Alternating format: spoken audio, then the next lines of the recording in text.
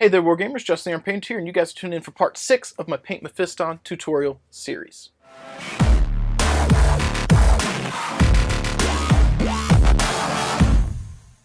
I'd like to thank you guys for tuning in today. If you're not familiar with this series, I encourage you to check out my YouTube library as well as my playlist here, where you can catch up on everything we've worked on in regards to Mephiston so far. To get you caught up to speed, help you learn what we've done. There's a lot of cool techniques in the video series thus far. Hopefully you'll find something there that you can enjoy. In today's session, we are going to be working on doing all the extra detail work on Mephiston to get him up to the point where we can start adding in the final airbrush effects as well as the basing stuff that we're going to do, which is going to be pretty simple. The airbrush thing is going to be kind of the highlight there at the end, I think. So specifically today, we're going to be working on the parchment areas, we're going to be working on the metallic areas, and working on blocking in the blood gems and stuff like that that have not been addressed. So I encourage you guys, if you're hanging out today and listening to this, to grab your models, grab your paintbrushes, get your paint water, and get ready to paint alongside me. As I was saying before, in today's video, we're going to be trying to target all the extra little details that we have not addressed here on Mephiston thus far. So first and foremost, we're going to be hitting the metallic area, so it includes some of the syringe parts, his sword, the shoulder borders and stuff on him. We're going to be hitting the beige and bone colored stuff, so we're going to be hitting the little skulls here, things of that nature, as well as the skull on his backpack. Got to get that beige bone color down. We're going to come in and apply the white to the wings here and the wings here, the bone and stuff here, all the metallics over the model. So we've got a lot of work that we're going to try and tackle today.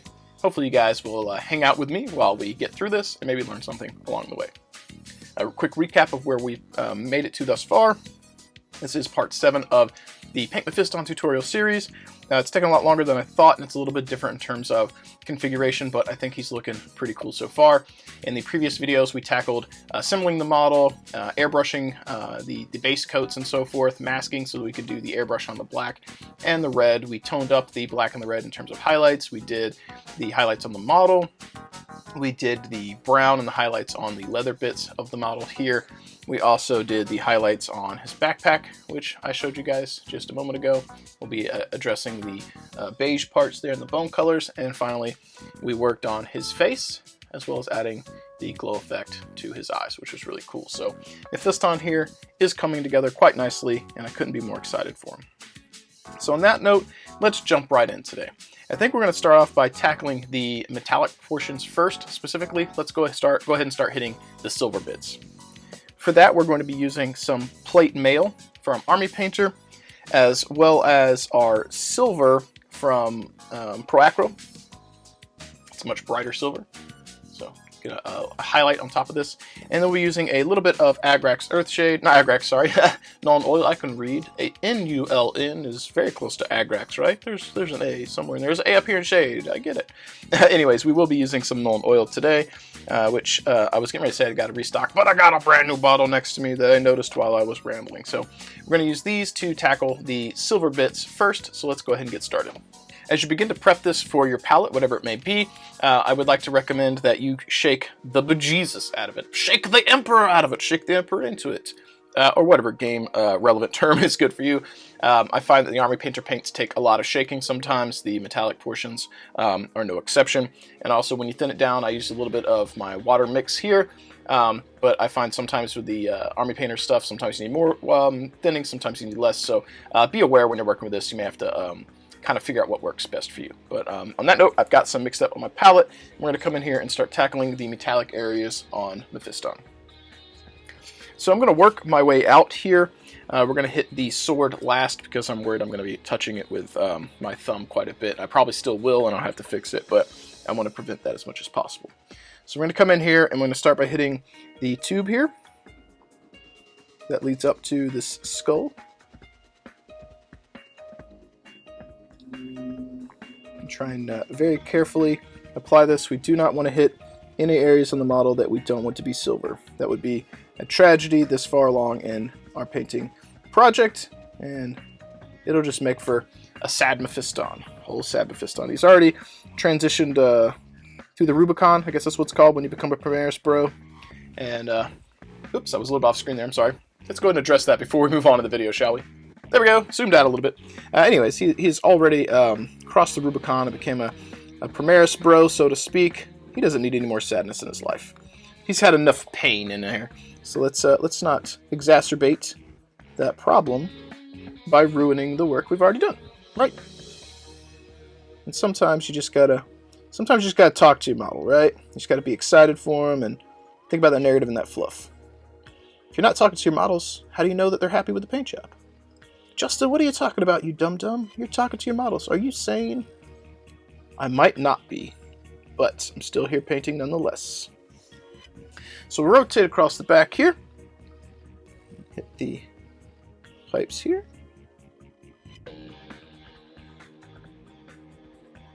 Now these areas right on the back, you want them to be hit, but they're not going to be as visible once the backpack's on, so you don't have to worry about them too much in terms of detail. We just want to get that good coverage.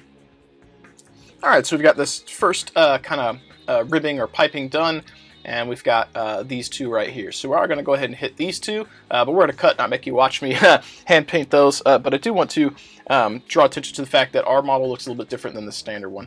I did not go with these bright yellow tubes. I think that looks a little bit weird, so I think the silver ones are going to look a little bit better on the model, for me personally. So that's what we're going to be targeting, and we'll go ahead and hit these, and then we'll be back. Alright, and just like that, we've got the silver piping on this side done. That's looking really shiny and really nice. So before we move on with enhancing that, we do have some other areas that we're going to hit with silver as well. So inside his kind of hood here, we've got some silver areas to paint up, or metallic bits, whatever these actually are, I'm not sure. Some Space Marines have psychic hood things that do something, and that's what we're going to be targeting right here. Trying very hard not to hit the red bits that we've set up.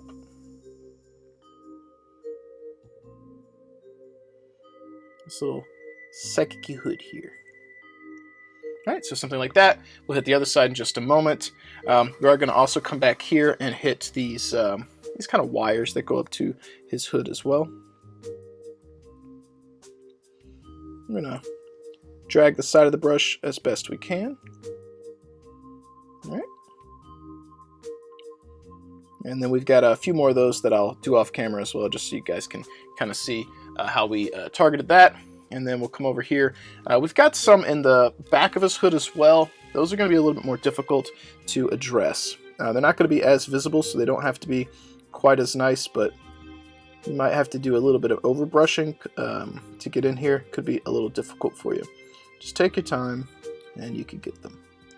Again, have the utmost faith in you guys. I don't do anything super crazy on here that you guys can't also do. I promise you. A little bit of practice, you could do everything I'm doing, and one day, for sure, be a better painter. I have faith in you. So there we go. Not quite as painful as I thought it would be. So we've got the other side here that we want to hit with silver, which I'll do in just a moment. We also want to hit the other pipes there. We've also got his sword that we're going to address, and we've got these little rivets here, right? I think those might look good with silver as well. So let's come in here and try our best to just kind of hit one without hitting the rest of his hood. Now we could do these with gold, which might look good as well, but I feel like if we do the silver, the gold shoulder borders and gold bits will stand out a bit more, and they'll get a little bit more of the focus, whereas these may look more like studs that are helping keep this red hood elevated. It's got some kind of reinforcement, right? It'd have to for him to have this Dracula popped hood. He's popping his collar. Old boy here is popping his collar. What's going on, Mephiston? Why are you popping collars, bro? So again, just a little dab. Not trying to paint the whole hood, we just want to get that rivet. Or stud, whatever it actually is. Whoop. Add a little bit splash over there. So clean off our paintbrush here. And while this is still wet, we're going to come in and try and mop this up. So we don't want that silver bit to go crazy there. This is why it's good to work slow. Give yourself maximum time to work on stuff. Okay. And one of the other areas that's visible in here is he's got this area between his elbow and his armor, or his hand armor. We're going to hit this area right here. I like to do this silver on my Space Marines most of the time. So I think it looks like an interesting reinforced metal mesh, which to me makes sense because the hip joints behind the knees, between the or the separation between the knees, the hips, between the elbow and the hand and stuff like that, these are all weak points. And if you're trying to take down a Space Marine and you really had to focus on a weak point, that might be where you focus. And I imagine that this is not some rubber housing or tubing, it's a reinforced metal mesh of some sort. It may not be as strong as their like ceramite armor or something like that, but perhaps this has got a little bit extra protection on it because they're Space Marines, and why would they leave a weak point without attempting to reinforce it? So that's why I paint it the way that I do. We're also going to come in here while we're at it, because we'll work on the base later, but we got some metallic areas. We'll go ahead and just hit those real fast. They don't have to be super nice, because the stuff we're going to be doing later on the base will tidy this up. So let's hit this whole area right here. Boop. Again, doesn't have to be super clean. Going to be coming in later towards the end of the project here and fixing up the base. We just want to make sure that these metallic bits are painted so we don't have to come back and paint them later.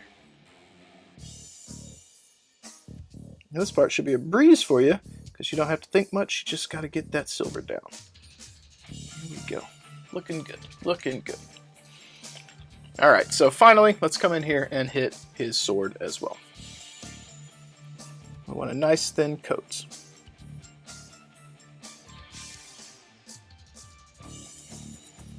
And as you're doing this, you can easily slip and hit the robes behind it, so pay attention, be patient, be vigilant, and don't get impatient and go too quickly and get careless and mess up that work that you've worked so hard on up to this point.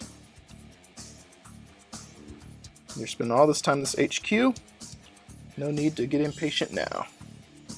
And I understand if you do feel impatient because you want to get them done, get them on the tabletop, and be ready to bring death to the enemies of the Blood Angels, but Mephiston won't be happy too much if you mess up his awesome robes. He just got these. He just became a Primaris Bro. He was just released. You don't want to mess that up, right? If you're going to stain or mess up his robes, let's stain it with the blood of the orc. Not with the blood of your paintbrush, right?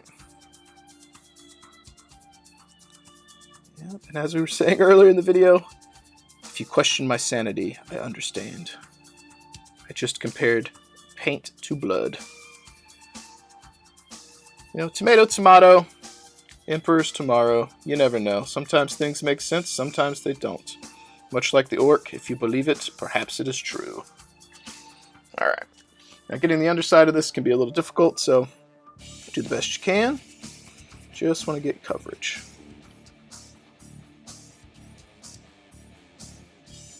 Okay. It looks like it was a little bit thick there, so just thin that out while it's still wet.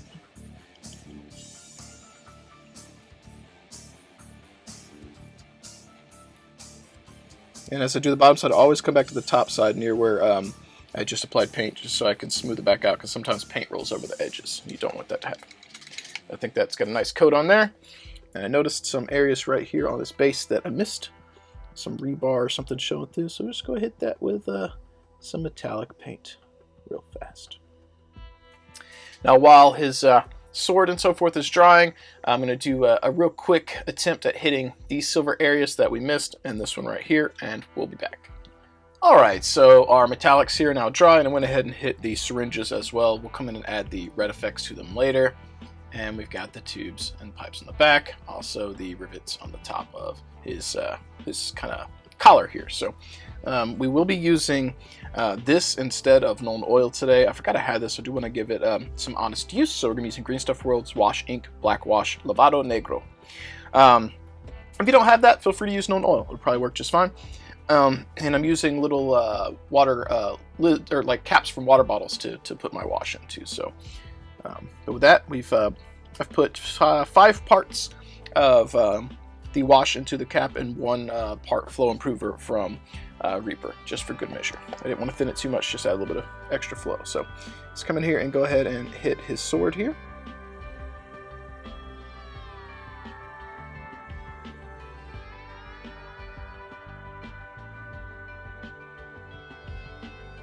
It's very nice, very nice. I like that. It's got a nice pooling effect. It should tint the silver quite nicely. Don't forget to come in and hit the other side as well. being particularly careful not to hit parts of the model you do not want washed, and then paying attention to both sides so that when you, yeah, see right there, I got too much because it hit the edge, so sop up some of that. So make sure you're paying attention to both sides when you apply the wash so that you don't, in particular, don't mess up the top side. It's not what you want to do. So I think the wash looks good on that, so we're going to allow that to pool the way it is and stay. I'm not going to mess with it anymore. Let's come over here and hit the syringes here. Just get a nice coat, trying to make sure I get all the way around them. Okay. And while we're at it, we can go ahead and hit the areas on the base as well that we got. Let's go hit those with our wash, the metallic bits. Now we need to get in here on some of these other intricate details, and for that, we are going to come back in with our Slow Fuse Hobbies, or Monument Hobbies, Slow Fuse Gaming Bomb Wick brush. And for that, we're using that because we got a little bit more control. So I want to come in here and kind of hit these rivets. I just want a little bit. Actually, you know what? Let's just wash the whole front of it. Okay. Yeah. And we're gonna clean out our brush here, and then just kind of go in between the rivets and sop up. Okay. Now we'll come in and we will grab some more wash, and we're going to hit these areas on the side, a little bit more difficult. Actually, let's rotate the model here. Be a little easier to get in there. Sometimes you have to change your angle of attack, make it a little easier to get in there.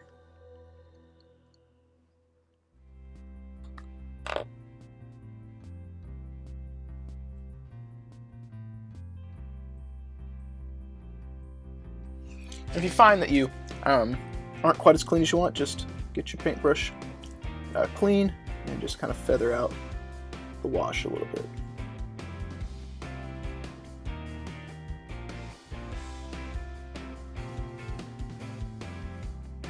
There we go. Come over to the other side and do the same thing. All right, now that we've got both sides of that done, I'm going to come in here and give a generous amount and fill up this recess here.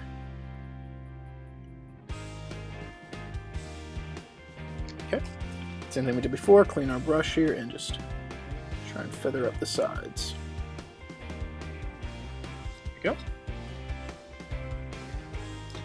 Now come to the back, and we're going to be basically doing the same things we did on the front. So we're going to hit the rivets here, apply that wash to them. Okay, and then we're going to get the areas in between, clean them up. Okay, just want a little bit of that wash on them. If I come to the back here, get some of our wash, and just trace these little like psychic hood thingamajigs. I'm not sure what you call these. The dealios that connect to his hood to give him psychic hood things. I'm just going to trace that with some of that wash. Try and be as clean as possible.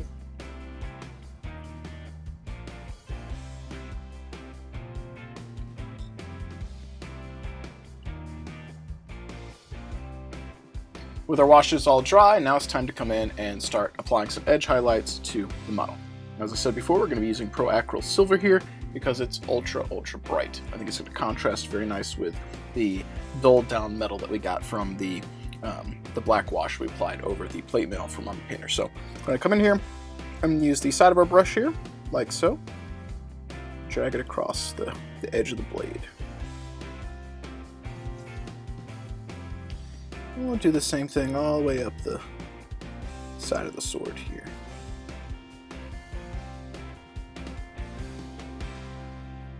Just trying to get that nice crisp edge, just like so. Right. Now, once we've got the edge where we want it on the sides of the blade, we still have a little bit of work we can do down the center of the blade here. Let's grab some of that silver and very carefully draw the line down the middle. Go. And this one here is going to be a little bit more difficult. Just take your time. Go slow.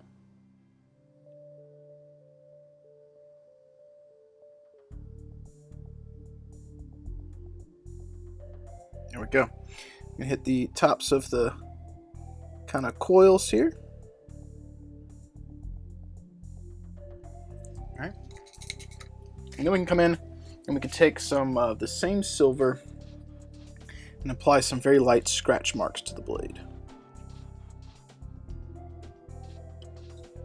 So I find with this, less can be more, so just add a little bit in places you think would look cool. Maybe we'll do one that kind of spans the whole blade here. We'll come across like that. That looks pretty cool. Let's get a little bit more there. Yeah. So really easy techniques that I know you can do. Pretty simple. Very easy, very quick, looks smooth. I'm not worried about doing the back side of the blade because you're really not going to be able to see that. So, and I say that and then I'm going to do them. We're just going to do the one straight down the middle here because this might catch the eye occasionally from certain angles. So we'll just hit that with a quick, easy highlight. But that back side of the blade's just never going to get seen. So then we're going to come in, we're going to apply those same types of highlights to all the silver bits that we applied here. So I'm going to come in, I'm going to hit the ribbing here, the mesh in his elbow joint. And just hit a little bit of the high point on the ridges. Do a little bit of kind of an overbrush down the side here, just not pushing hard. You just want to catch almost like a highlight across those. Nice. All right, so come here and we do the same thing on the back. Kind of hit this with a little bit of an overbrush. All right. Same thing on this side. Trying to focus on the areas where the light is going to be hitting. So the top edges of these tubes and pipes and things of that nature. Enhancing those and leaving the shadows so that we've got that transition, that depth, that contrast that we're trying to build up. All right. And like we did before, same thing over here. All right, so now we've got those pipes done. It's time to come in and hit areas on the psychic hood.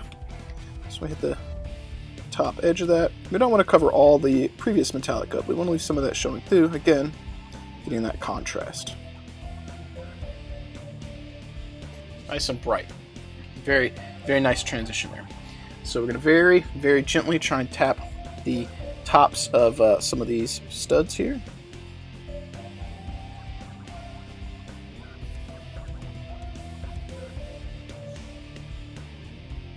Okay. Let's come in here. Same thing on these studs right here at the front.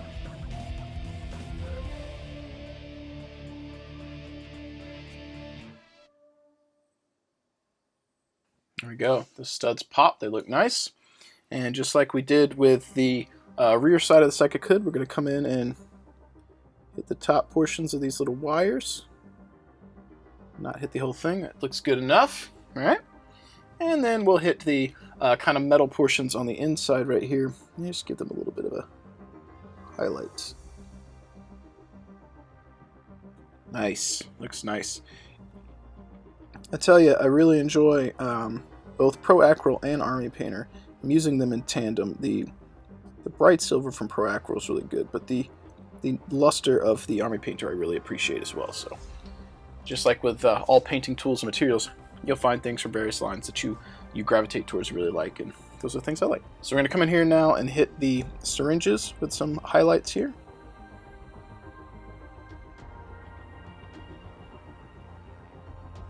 Straightforward and simple.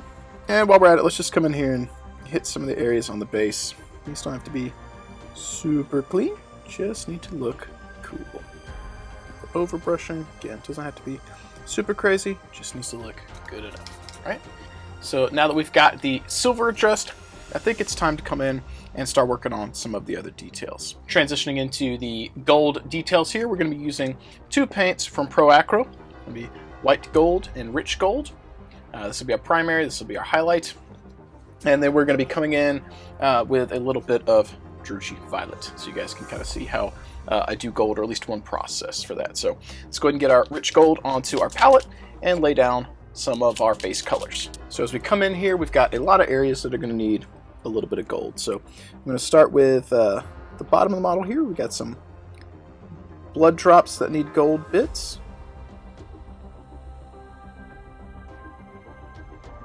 I'm going to come through all these areas and get this initial application on the bits that need the goldy stuff. I feel like I didn't get quite close enough with the assembly here. I really feel like that blood drop's supposed to touch that little spot above it, so we are going to hit that with gold. Maybe it'll give the illusion that that blood drop's dangling. That's what we'll do. So we'll come over here to this side. Yeah, actually I see a little dangly bit there too. I think that's actually what they were meaning to happen. It's almost like Games Workshop knows what they're doing with their models, right? I'm pretty sure they know. They know. They make enough money off of them, that's for sure. Yeah, come in here, just go thin on your layers. You can always come back and add more. If you thin it down too much and find that you're not getting the best coverage, just apply a coat, let it dry, and come back and apply more later. And those are pretty easy to tackle. Some of the other areas here will not be quite as simple. So we are going to move on though, and we're going to start by hitting this center area here.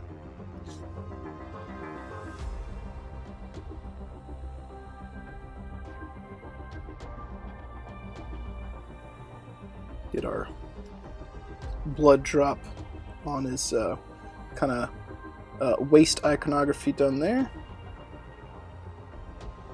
Alright, and we've also got this area on this armor right here that in the photos is gold, so we're going to hit that as well. I know in the previous steps we started edge highlighting some of those areas because I didn't realize they were going to need to be gold, but you live and you learn. I've only painted the one Mephiston here to this state. Actually, I take that back. I think I've painted a regular Mephiston, but it's been years. So this is my first one of the new sculpt, so gotta give me a little bit of slack on missing that part being correct in the first segment. And we'll come up here on the areas underneath this pec here, and we'll hit those with gold too, because again, in the sample photo, when you actually look, those are gold. We'll make sure we get nice coverage there. Okay, come around the other side. And as you can see, this rich gold from Monument Hobbies has a really nice yellow look to it. It's very nice. It's a great color. Love their paints. I'm really excited that they are releasing paints with new lids and tops, which has been one of the major complaints people have had with the set. And they're also releasing larger bottles, which is really nice too. So more bang for your buck and more efficient paint bottles, really. It's really good. It's on my hobby to-do list in terms of picking up expansions here. So it also looks like in the reference photo, the underside of the pec here is also gold.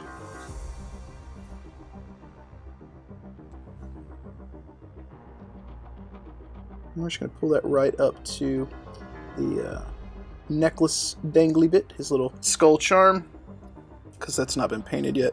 It's just going to be easier for me to use that as a point of reference. And it looks like in the reference photo he also has his abs here, and they are painted gold as well. Not the areas in between down the middle, but the surrounding areas, so not too bad. We'll get in there, hit those with that gold.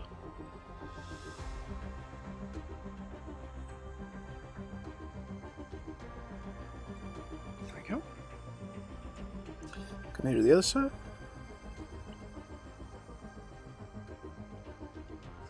Alright, now we'll come in and we'll hit this one right here, and I'm not too worried about it hitting the wings because we're going to be painting those anyway, so just get that nice line as crisp as you can.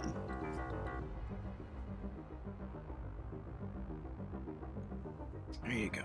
And I'm going to touch up this pec a little bit. The paint went on and looked a little not good, so touch that up. There we go. Nice. It also looks like in the photo, this one's going to be tough. Woo! I didn't plan ahead on this one, folks. Did not plan ahead. So it looks like right here, his clavicles, I think that's what this is. His collarbone area, clavicles, something like that. It also looks like those are gold in the photo. So do our best to hit those and not mess up any of the other details we did. You do the best you can with your the colors and the order in which you paint with them, but sometimes you just get spots that are going to be a little bit difficult regardless.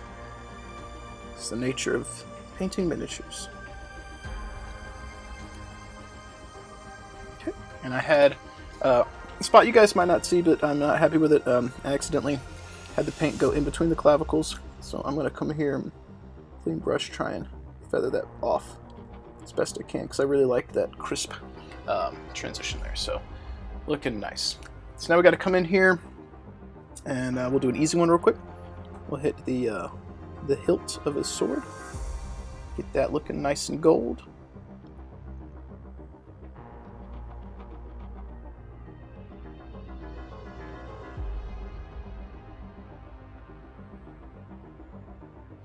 You can see this is really thin. Because we've got this large surface area, you can kind of see the paint going on almost like water. So this is one of those where if you don't get maximum coverage, just let it dry and come back for a second coat.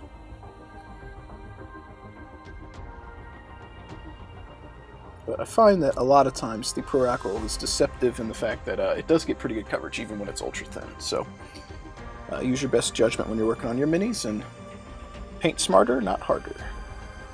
Okay, let that dry, and we're also going to hit his pommel here on the backside with some gold. And we don't have to be super clean with this because we haven't done the binding on the handle yet either. So just get that pommel painted gold. Don't stress it too much. And we'll come in and we'll address the other colors later. Now we've got a few other areas left that need to be gold. So we've got his shoulder borders here. So let's go ahead and tackle those. Now these you want to be very clean and crisp on as best as possible because you don't want to hit the actual shoulder pad. You just want to hit the border. There we go. And then while that dries, before we can do the extra coat, we got to come over here and hit this side as well. Now this one's a little bit different because we've got bone areas that we're going to paint later. So we're going to have to make some decisions on the shoulder border that we're going to do. And what I'm going to do is I'm going to come up right to the cheek, and I'm going to assume that's where the metal stops and where the bone color begins. Right? I think that's going to be the coolest transition we can get, in my opinion. But if there's other areas on that skull shoulder pad you'd like to be metallic, go for it. Do what's going to look cool to you. But in this case, this is what I've chosen to do. Alright, so we've got an area here that we went on a little bit thin right there, so we'll let that dry. We'll apply another coat as we've done with other areas, or will do. And we've got a gem on his forehead of the skull. We'll also go ahead and hit that with some gold as well. We don't have to be super clean here because when we come back in with the bone colors later, just be aware that you'll have to be tidy when you come up next to that. Alright, so we're going to allow this to dry, and I will touch up any areas that need a second coat, and then we'll be back and I'll show you guys how to wash this and bring the gold up and get some cool highlights on it. Alright, so our gold here has dried. I applied some extra areas here and here where it was a little bit thin. I also added an extra layer to the pommel, or the hilt here, because it looked a little weak. And then I totally forgot we needed to hit the gold on the book, so I went ahead and did that as well. But I think you guys could tackle that just fine. Now, for the wash process, I am going to be using 2 washes here instead of the 1. I'm sorry, I totally forgot how I do this. Dredging Violet and Kerberg Crimson. Now, what I like to do is take these 2 paints 1-to-1 and mix them so you get a little bit more of a toned down maroony violet kind of color. I know that's very descriptive, right? So I'll use this, and I'll take 1 part this to 1 part matte varnish. So essentially 2 parts wash to 1 part varnish, so 1-1-to-1. And in this particular case, I did 6 drops of wash, so 3 and 3. And then I did 2 drops of matte varnish and 1 drop of flow improver. Now you don't have to do that, but I like to replace the varnish in one of the parts with a little bit of flow improver so we get extra kind of flow into the recesses. So, but now that we've got that, we're going to come in here with this wash with a bit more of a small brush to apply washes with and try and apply something that's targeted. So let's come in here and start hitting the gems and so forth that we applied paint to previously. Good generous coat on there. You want it to pool but not take away all of the gold, so be careful when you do this. Come in here, hit this.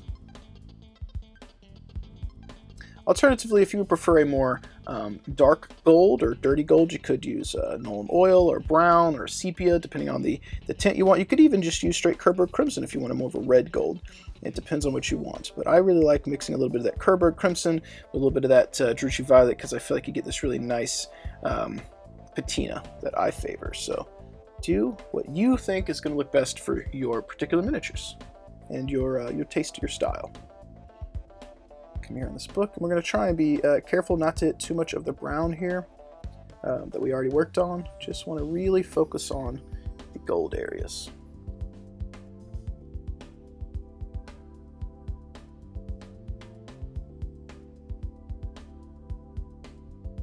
And what I'll do is I'll rinse out the brush and I'll come up next to this stuff and I'll sop up a little bit, try and feather out the edge a little bit, right? So come here on the hilt and the pommel, hit those with a little bit of that gold as well. Not gold, rather hit some of the wash. Hit the gold with the wash, not hit the gold with some gold. Doesn't make any sense. Sometimes I have a good grasp on words, other times it's questionable. Oops, got a little bit on the blade there. So let's just clean that up. All right, you can see as it's starting to thin itself out and work its way across the surface, it starts to not be quite as drastic in purple. You don't want it to pool too crazy. Kind of wanting to get a little bit of pooling for shading, but you also want to tint the surface. That's kind of the point here. We're going for that tint, that color. So now let's come in here and be very, very careful and try and wash his abdomen here. I'm going to put some down the middle there. Okay.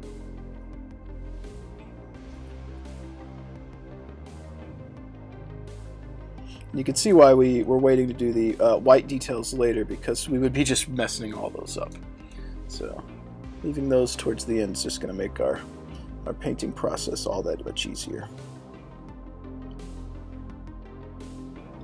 I'm going to come in here and hit the shoulder borders. Be very careful with this. And I'll usually run right up next to the kind of plate there and get that recess hit as well. Again, if you get too much, just clean out your brush. Come up here and just sop some of that off. Yep. And we'll come around the back here. Don't be afraid to experiment and play with the pooling of this, because you can get some really interesting patinas depending on how you allow your wash to pool.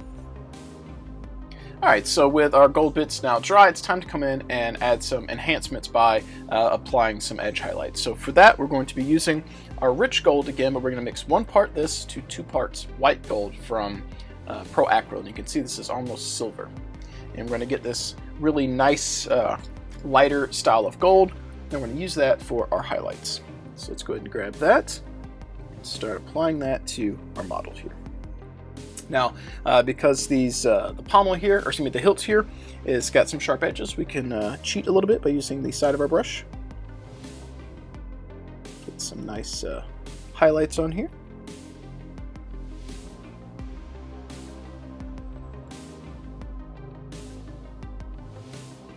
Like so. We're going to kind of do this type of thing to all of the areas on the model. Those nice highlights on there. One of the things that I like to do is also add some little scratch marks or glints of light. So we're going to come kind of at this angle and I guess hit a couple like that. I think that's going to look really nice, right?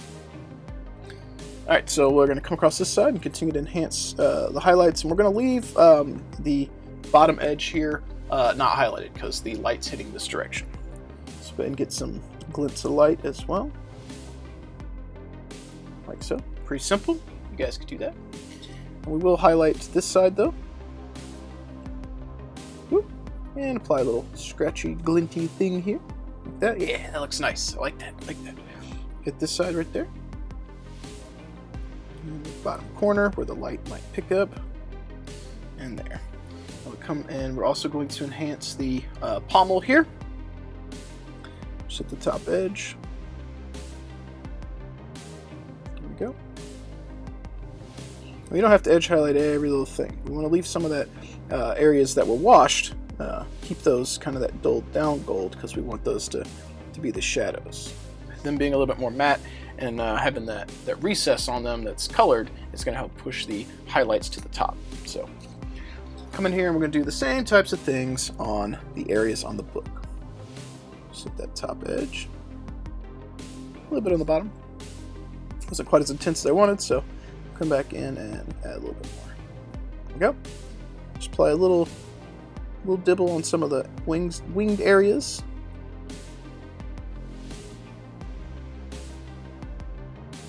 There we go. And we got a little piece on the underside there. Just hit that. Now on the gems, you'll have to use your judgment on where the light source would be, but we're going to hit kind of that bottom edge there. Enhance that a little bit in the top. Now, this part can be, again, a little tedious. Just take your time and do what looks best for you. Now, as we come in here to address his abdomen, we're going to be really particularly cautious with the highlights and also paying attention to the light source. We want to make sure that we still have that dark recess on them and that it's pushing the depth that we worked so hard to create. So because we're going to do that, we're going to be switching over to our smaller paintbrush here so that we get a little bit more control. So let's come in here and we're just going to hit the top edge. There, get a little dab. Kind of feather that towards the apex and leave that recess. Come over here on the other side and we're going to do the same thing.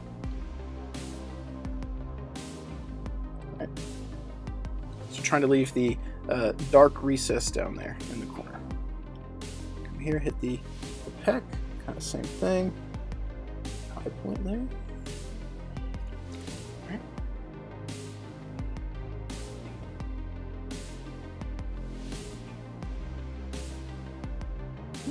I feel like that one isn't quite as tight as I want it to be, so we're going to tighten that up just a smidge. There we go. Really liking how that's looking so far. We'll come in here and we'll hit the clavicle same way. This one will be a little easy because we just kind of have to hit the top of them just a little bit. Pretty simple. I hit a little bit of his finger there, so just wipe that off.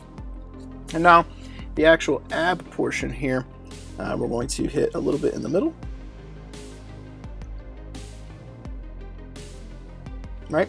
Leaving that other area, and we're going to hit a little bit down the side. Alright, so we're leaving some of that dark recess.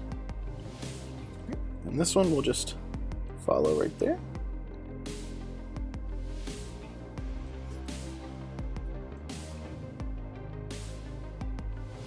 Like so. Alright. And then we'll come down here to this one, and we'll hit a little bit of that gold. I think that looks nice. Very simple, very simple. All right, now we got to come in and we got to hit the shoulder pad here. So still using our fancy small brush, and we're going to use the side of it first to hit the side of the shoulder pad.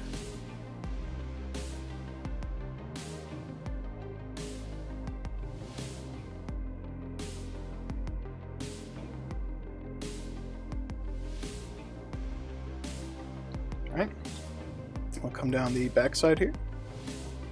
Look at that, very nice. Get that nice crisp color. We'll come here, we'll go up the side. Alright. Now on the top of this shoulder pad, it's going to be a little bit more difficult because you can't use the side of the brush, so we'll just use the point. There we go. And go just a little bit. And now, because we can't use the side to get here on the other areas, we're going to have to do a manual highlight with the point. So be very careful with this. You don't want to go too heavy.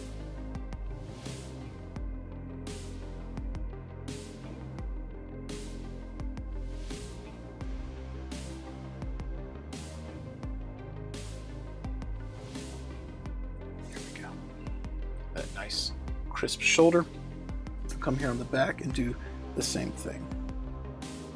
The gold metallic process here really starts to bring all that together, and as you rotate it, you can see that sheen, the color. It looks so nice. I love it. Looks great. So now let's come in here and hit the last area we haven't touched with this mix, and we'll address the skull shoulder pad. Still got our nice paintbrush here, or smaller paintbrush. All right, and we'll hit the side of it. It's almost a 2 hairs in some air type situation. Thank you, Mr. Bob Ross. And we'll apply that manual highlight to the top edge.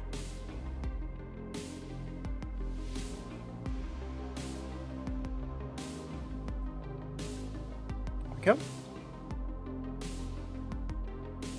Use the side of our brush right here as best we can. We'll hit the stud there with a little dot. Little dot, little dot, and put a little glint, a scratch mark, and then we'll come over on the underside, which is less visible, but we'll hit it with highlights too. Right.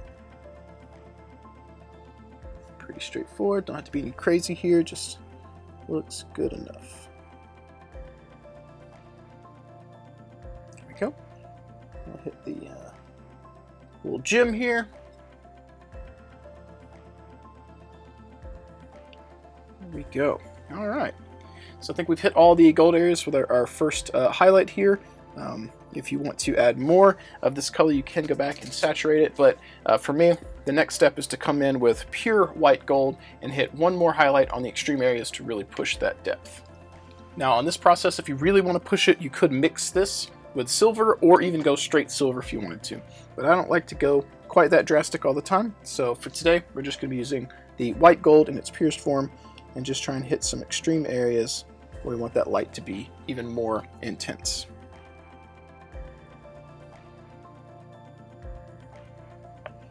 Okay. Now we don't have to hit all the same exact areas we hit before. We just need to hit the extreme sides of them. I do like to trace some of the glints with it though. The little scratch marks, the bright spots that we created.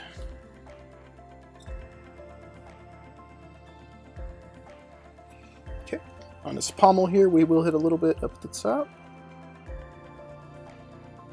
There we go. Okay. Okay, just a little bit on the book here, right down here.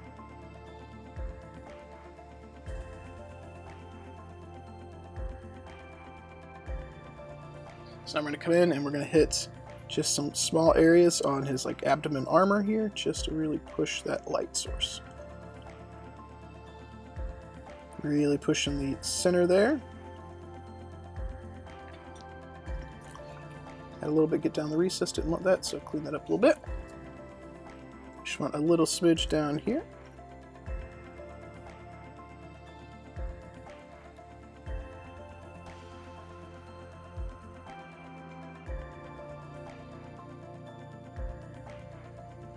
See, I really like that. It starts to really enhance the gold look. Hit the clavicle right on the corner there. There we go. Very nice. Now on our shoulder pad here, I'm going to hit a little bit down here in the corner. We don't have to trace the whole thing, we just want to get a nice little amount of it right there. And then we're going to go on the bottom corner here just to get a little. Go. Catch some at the top. Go. Come in here and hit his little blood gem. Looks like to hit this corner and then hit the opposite corner a little bit more. There we go. Come back here, and we're not going to hit the bottom edge, we're just going to hit the corner here. So now we'll come over to this side on this shoulder and do the same thing.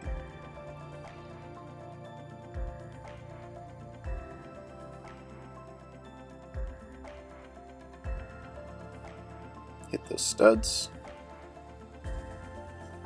and then we'll actually do a couple little scratch marks here. Cool. We'll hit the gem here, underside, upper side, and then we'll hit this corner here. Boom. I think that's going to do it for the gold there. Now, if you find that some of the areas, like down here on the abs, got a little unruly, there is one way to fix this, and I'll show you. For that, we're going to come in with some of our Black Templar contrast paint. Give this a good shake. And what you can do is you can come in here and get this mounted. And you can grab some of this Black Templar contrast paint, and you can kind of, let's get our angle right. You can kind of trace next to the gold that you placed, and try and put a little black line to push that depth back down. So like right here on the pec, carefully put that black line so it looks like we've got a shadow in between the pec and the gold banding there. They didn't do a very good job making that part very deep on the model, so it's really subtle with the washes. So we'll come in here and push that depth manually. And I find the Black Templar contrast paint is very forgiving for this. And we'll do the same thing on the underside of the pecs. A little bit of black paint there, just to get that differentiation between the pec and the kind of ribs there. We'll trace this down the side. And the term for this, I believe if I didn't say it already, is black lining. You could do this with other colors too, but we're currently using black today. So we're going to come down here in the middle of the pecs. Actually, we only had a little bit of that contrast paint hit the white gold there, which we didn't want, so just cover that back up. Boop, boop. No problem. Come in here on the side. Tidy up a little bit. Same thing over here. Tidy up just a little bit. And we'll get right through here.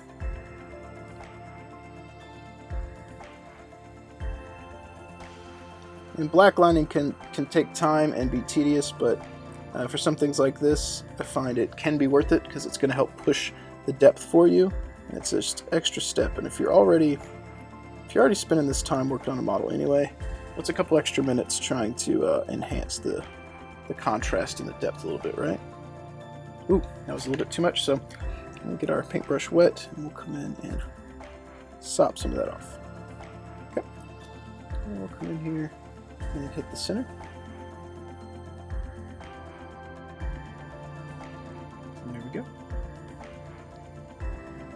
And if you ever do it with the black lining here, which I think we are pretty good on that, just come back in with your gold and just hit the spots that you toned down a little bit too much.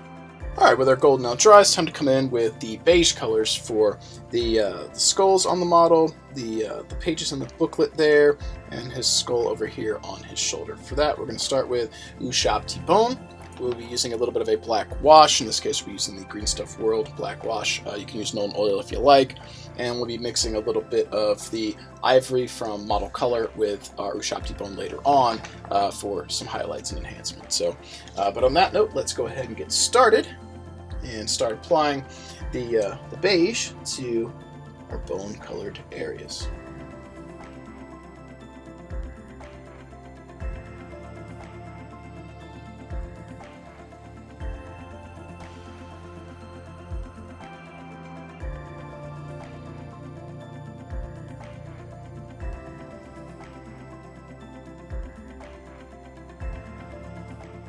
Now I've gone ahead and applied beige to all the areas that need it, which would be these skulls, even the ones up here. So now I have to be careful because I like to grip the top of the model, so I have to be careful from now on because there's actually paint there that'll rub off. But we got the skulls done, the little skull here on his necklace, his skull shoulder, and this little bit of parchment coming out of his book, as well as the parchment on the pages, and the skull on the back of his backpack. So the next step here is to wash these, and for that we're going to be coming back in with our Green Stuff World black wash.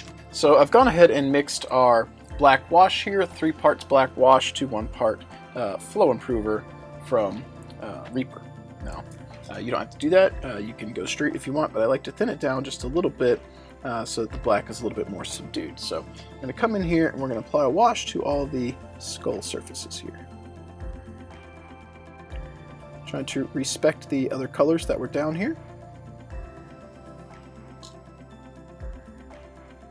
Play around with the pooling. I like the way that's pooling on that skull. I think that looks really nice. Let's come around on the back side of the sword and do the same thing. Now we do have a little bit here on the back side of his hand where the other skull would be. You just can't see much other than the top side of it. We are going to still hit that with the wash. I want this to match as best as possible.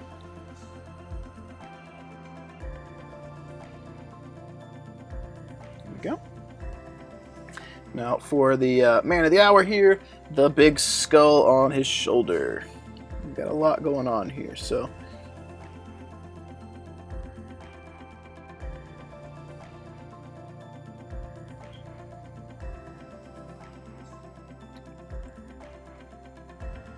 do try and be quick with this if you can, because you don't want it to start to dry while you're washing.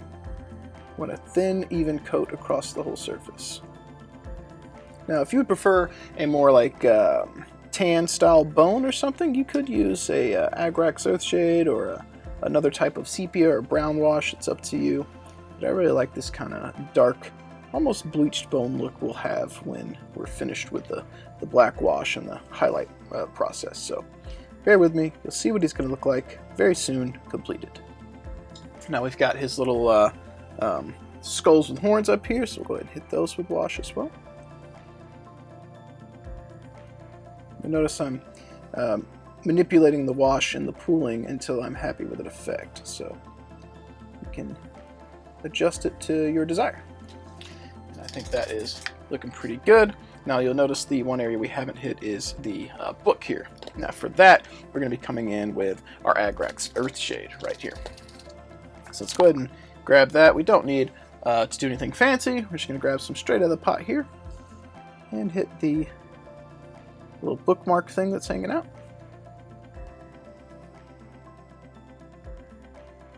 A little bit too much, so there we go. Got the pooling adjusted.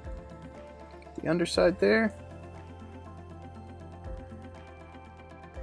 Okay. And right here. Alright, our washes are now dry, and you can see how the bone and parchment is now looking.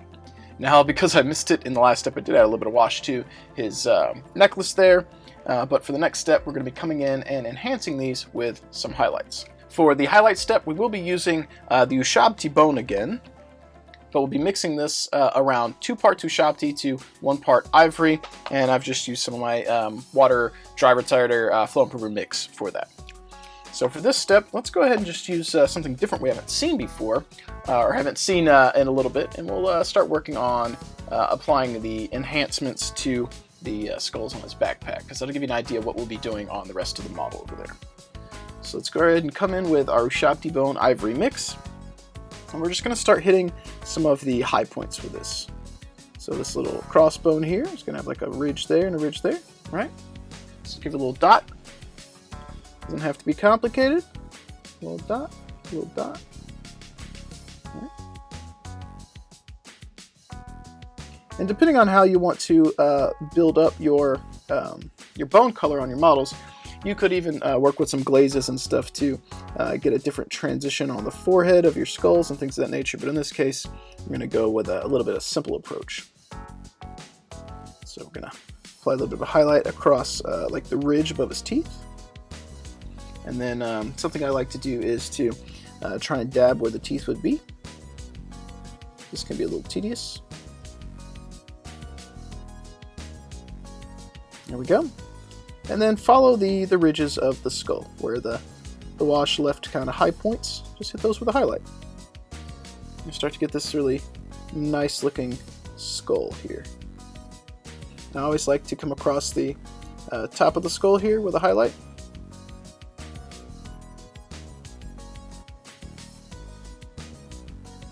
And then you could even have a couple of scratch marks or lines across the ridge of the forehead here. So something like that if you wanted. There you go. We got our skull and our backpack done, and we're going to replicate those same effects on the back of the model here, or excuse me, on the actual model here as well. Now, there's something a little bit different to show you, because these techniques are going to all be the same. We're going to come in here and apply some highlights to the book here in the parchment. Now, these are the same as well, but it was over brown, and you'll kind of see how the parchment looks a little bit different simply by having a different colored shadow underneath, so to speak. There we go. I'm just kind of hitting the high points here. There we go. And then we'll come here and on the pages, we'll try and hit a couple of quick little tick marks around the corner. These are things that are unlikely to be seen, but nice little detail to be there nonetheless. We'll do the same thing on this side here.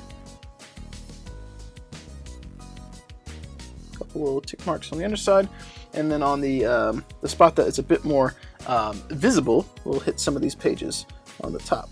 These will definitely show. Got those pages on the book done. So now we do need to come in and enhance the skulls on the rest of the model here. So we'll go ahead and tackle that, and then we'll be back for the next step where we'll start coming in and working on the white. All right, and just like that, we've got the bone areas highlighted and looking really clean, really nice. Even the old backpack here, as we showed before.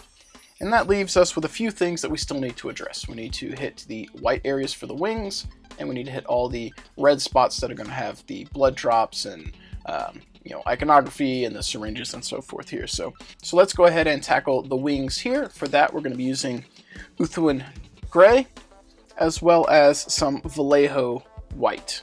I guess this one is technically cold white, but any white should do. We're going to use this to get our initial color down, and we're also going to be using a little bit of Apothecary contrast white as well, which will help give us a nice shade and transition on the wing here. So let's go ahead and get these thinned down onto our palette and ready to go. All right, so I've gone ahead and got the Ulthuan Gray. Ulthuan? How do you say that? How do you say this? Ulthuan Gray? Ulthuan Gray? I don't know how to say that. We've got that gray color now down on our palette. I'm going to come in here and apply a coat to our wings. Just like all the other colors we've applied, make sure you're particularly careful, patient. You don't want to hit areas that you don't want to have the gray on with gray.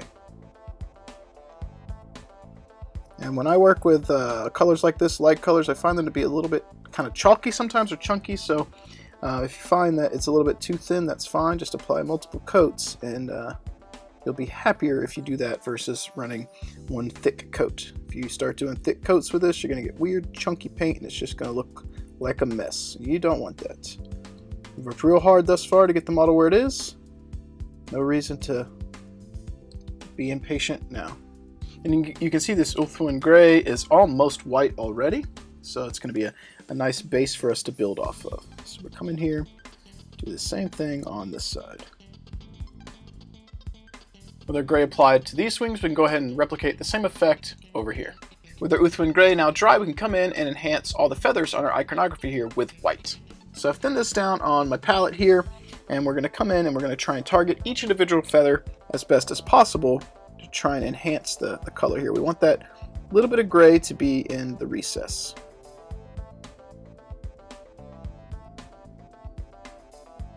There we go. It's very subtle. The transition between gray and white here is there, but it's not crazy. Got a nice transition. There we go. That's subtly different than the one on the other side. We're going to go ahead and replicate the same effect though. Now we're going to come in and apply that same effect to these wings, and we'll be back and I'll show you guys the next step for bringing this together. So we've got the layer of white applied to the edges of all the feathers here, and that brings us into our next step. For that, we're going to be coming in with our Apothecary white contrast paint, and we're going to apply this over the top similar to a wash, because it's going to be a very faint gray and kind of pull all the colors together and give us a nice gray recess, and then we can come in and enhance that one step further once we've applied it. But first, let's get this shaken up and get some applied to the model. So I've got the Apothecary white sufficiently shaken up. Now it's time to come in here and apply the paint. So we're going to get a nice generous amount here and apply it to the icons here, the wings. You can see how it starts to pool up like a wash. We're trying not to hit any of the other stuff, just want to hit these feathers. Think of it as like a gray wash. It's kind of what we're doing with this here. Now I had a little bit run over the top, so I clean my brush off. Just sop that up. I do want the top feathers to also be discolored a little bit, so making sure I get coverage on the whole surface. So like where that's at so far, and you can see the difference between these and these so far. And that's just by adding the contrast paint. So let's come in here and apply that to these feathers as well. I got ahead of myself while I was talking. I was already applying the contrast paint while I was talking. I'm so excited to start getting this step done. I think it really makes the white pop, because you can get these nice crisp recesses without sacrificing the overall look. Our apothecary white is now dry, so we can come in with our original white and re-enhance the edges of all the feathers one last time. And we want to only hit the edges. We don't want to apply full coverage here, because we want to have that transition present on the model. Just a little bit will go a long way for this step.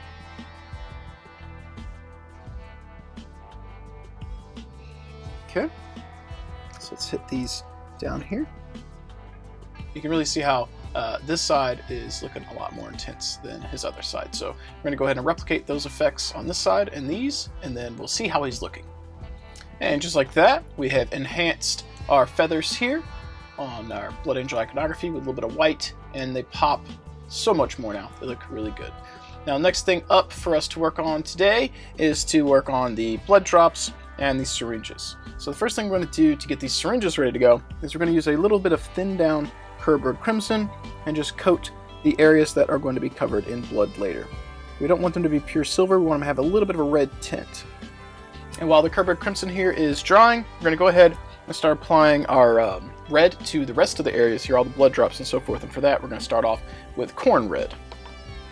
Now I'll show you the effect we're going to go for on the blood drop in the center of his waist here, and that'll be the one that's our focal point as we do the cuts in between painting. So let's go ahead and get that one hit with a little bit of that red paint. Now as we're applying this, we're being very gentle, lightly touching, allowing the paint to flow off of the paintbrush here. We want the gold to still show through, so we're not trying to cover the whole area, just trying to get the gem up to the metallic part. Okay. Alright, and just for good measure, we've got another blood drop right next to it, so we'll go ahead and tag this one as well. Just to give you guys a little extra view of exactly what we're doing. Okay, now we've got a little unwieldy, so we'll just tighten up the side here. There we go. And we're going to be applying the same effect to all the blood drops on the model. The ones that are going to be the most prominent visually are the ones that are, well, the two rather, the one that's on the waist and the one that's on his left shoulder, because they're going to be juxtaposed right next to that white. They're going to look very stark, which is going to be, I think, really awesome. So I've got all the red applied to the blood drops that are present, but we don't have anything on the syringes yet. So the reason that we applied the Kerberg Crimson here is to tint these syringes a little purple-red kind of look, because we want it to look like it's reflecting kind of some of the color of the red inside the canister, because we're not going to cover this whole thing with red. So we want it to look like there's swishing blood in here. So what we're going to do is we're going to apply some of this corn red here to the bottom of the syringe, but kind of arc it like that to look like it's swishing around. That's the effect that we want to get. All right.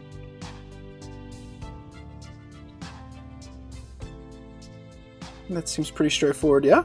I think you guys will understand what we're going for here. We don't want these to all just be full. We want them to be swishing around and give the illusion that there is a fluid in there, and I think that's going to be all the difference in the world. So we're going to come in here, we're going to do the same thing on these syringes. Just go right up to the bottom and kind of go up at an angle to the top, trying to follow the same pattern as the other ones. Or the other one as it is in this case, because we had only done one before this, because this was number 2.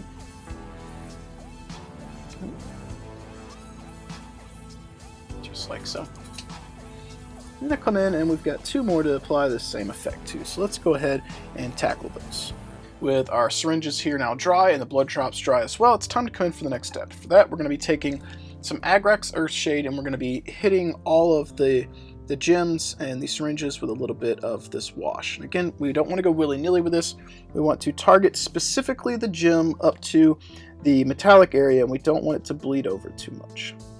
So we're going to come in here and we're going to hit this middle one first. It's been our focal point for this effect so you guys can see everything we do.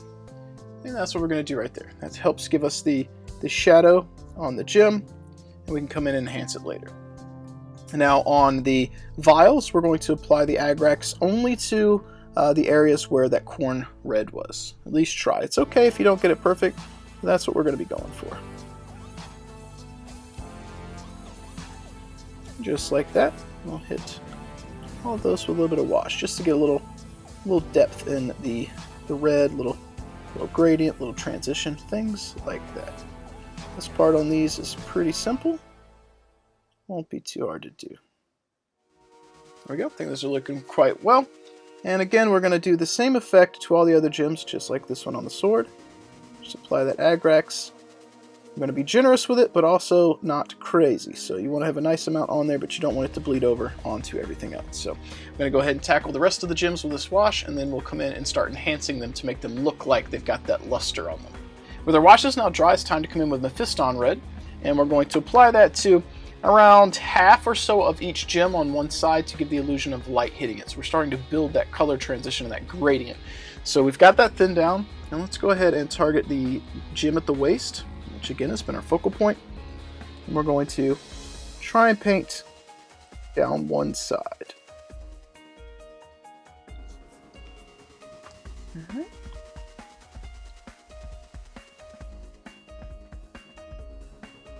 There we go.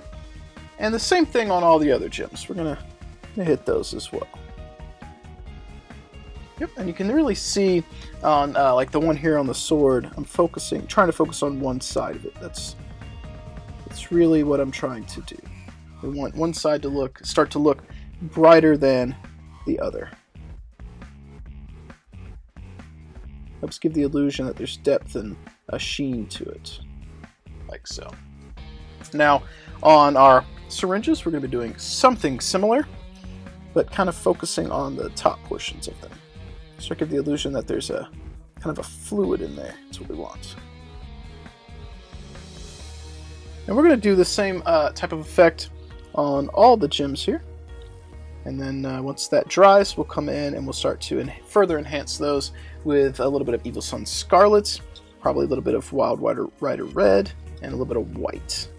And that'll help us complete our gems.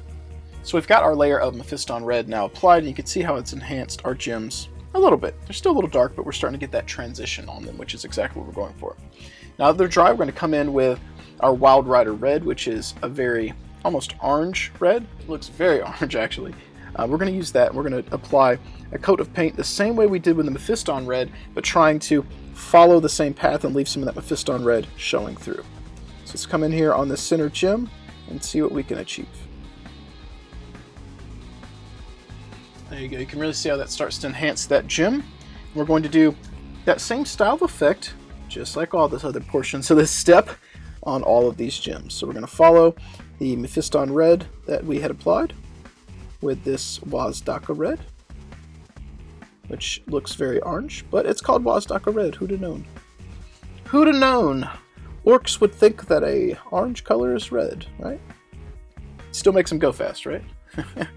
Alright, anyways, so like I said, we will be following the same pattern, same path on all of these gems.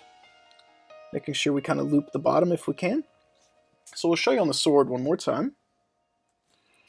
So we'll start the bottom here. That kind of crescent portion, that little curvature we're going for.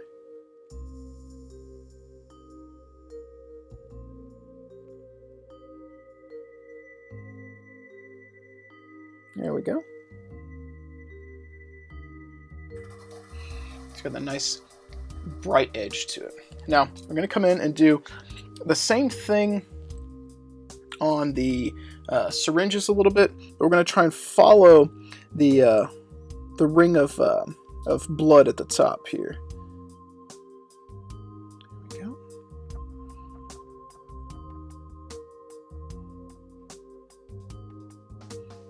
There we go. So it gives you that kind of wave where the blood is starting to swish around, swishy. So we'll do the same thing on here. With our Wazdaka layer now dry, we can come in for the second to last step. For that, we're going to be using pure white.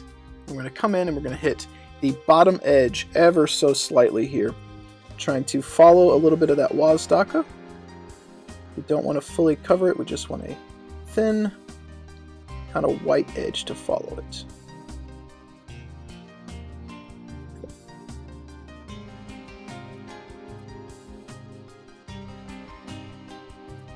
Like that. On the opposite side of the white here, we're going to place a couple of dots. Now this is going to be a little bit tricky, so be very careful. And you want to press down very gently.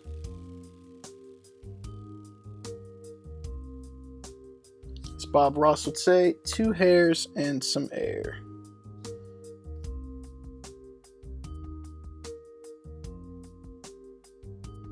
And there we go. We've got our 2 little drops at the top there, and we're going to apply the same effect to the rest of the gems as well. But before we get to those, I'll show you what we're going to do on the syringes. We're going to do something very, very similar. And we're going to take our white. We're going to trace the bottom right kind of curvature here.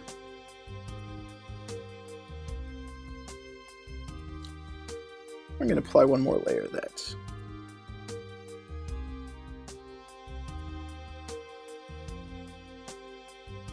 Right? And then we're going to come up in the opposite corner, just like we did on the gem. We're going to apply a couple of dots. Gives the illusion that this is some type of vial. So we're going to do that same thing to the rest of these, and we'll see what he's looking like when he's done. Alright, so we've got the white glints of light applied to all of our gems here. And I think he is looking nice. The only thing left to do to enhance these gems is to apply a little bit of gloss varnish to the top, and for that I'll use high gloss varnish from Liquitex. Now this is a pretty easy step. If you've got this far, everything is a piece of cake and things have been going well. So we're just going to come in here and apply a thin coat of that gloss varnish across the tops of the gems. I find when I'm painting gems, this helps enhance the effect that they might be kind of glass or shiny or something like that, and I think it just makes them look even better. So you can skip this effect, or this step of the effect if you want to, but I think if you've made it this far, applying a little bit of gloss varnish is worth it. And there we go. I think that's looking quite nice. All you have to do is allow those gems to dry, and then I think we're going to be done with what we've worked on today. Now, before we wrap up today, there is one other thing I want to do, though, because we are essentially done with a lot of the aspects of this model. For example, we're finished with the backpack, so I'd like to come in here and mount these to the model so they don't get lost on my desk in the sea of paints and stuff. You can see what I'm talking about here. The sea of paints and models and other goofy stuff. So I'd like to affix this and his face right here to the model so that we don't lose them. So let's go ahead and get those attached, and we'll see what he's looking like when he's almost fully complete. And there we go. We've got the backpack glued onto the model here, and we've got the head glued on as well. He is looking so close to complete. And our upcoming segment here, we are going to try and further enhance him and add some additional details. Namely, in our next segment, we're going to try and target the glowing portions of his sword here. And I've done power weapons rather before, but I'd like to get a nice glow here with lightning that hits the edge of the blade and not do the full thing. Just a little bit of a glow, something subtle, something that looks good. And then we also have to tack his base here. And that's going to be pretty simple. We're going to do some grays and some dry brushes and make the concrete stuff he's standing on kind of come to life and look really nice. But the focal point, which is Mephiston himself, is looking really nice. We may have a bonus session if I'm feeling like attempting some freehand, which I'm not very good at it, but if I'm feeling like it, we might come in and add the banding here at the bottom of his robes. In the photo here, it's got some banding with black like stripes or whatever, and some blood drops, and we might be able to add something like that to his robes. And I don't know why I put that down. It's also got some stuff here on his cloak, and maybe if I'm feeling like trying, I might try some of that freehand. We'll see how I'm feeling. So But on that note, I think we're going to call this this particular session of the tutorial done, and let's go ahead and sign off.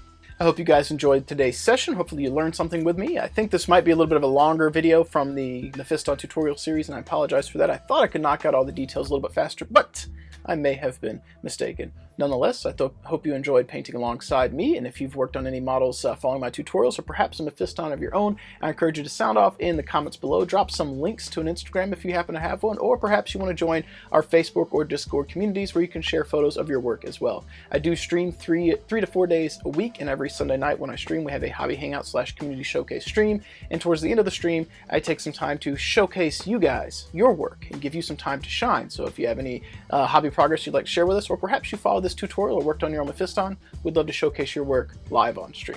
If you enjoyed this, make sure you like this video, smash that subscribe button. I'm not sure why we smash it, but today we're gonna smash. The red thirst takes over because we're working on Mephiston, so smash that subscribe button.